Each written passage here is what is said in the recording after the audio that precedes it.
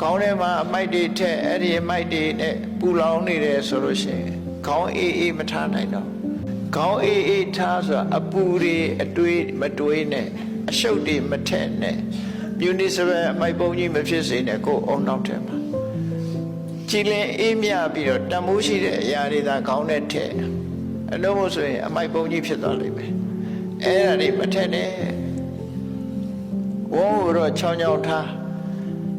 ခြေတော့ကိုတော့နှွေးနှွေးလေးထားလို့ပြောချတယ်ပေါ့နော်ခြေတော့နှွေးနှွေးခေါင်းအေးဝန်းချောင်းချောင်း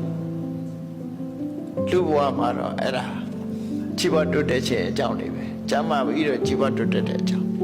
အဲ့ဒါကြောင့်ဘဝမှာစာရင်တော်ဆိုတာစဉ္ញင်သုံးသက်တတ်ရမယ်ကိုယ့်အခြေအနေကိုစဉ္ញင်သုံးသက်တတ်ရမယ်ငါလှုပ်နေတာဘာတွေနဲ့ချိန်ကုန်နေသလဲငါဘာလှုပ်တဲ့သလဲဆိုတာကိုအမြဲတမ်းစဉ္ញင်သုံးသက်ရမယ်ဒီတဲ့အစင်းမြင်လို့နိဗ္ဗာန်ရချင်တယ်ဆိုလို့ရှိရင်တော့ဘယ်အရာမှမမြဲဘူးဆိုတာကိုသိရစဉ္ញင်နဲ့မမြဲဘူးလို့သိခြင်းဟာဘာအကျိုးရှိလဲလို့မေးကြည့်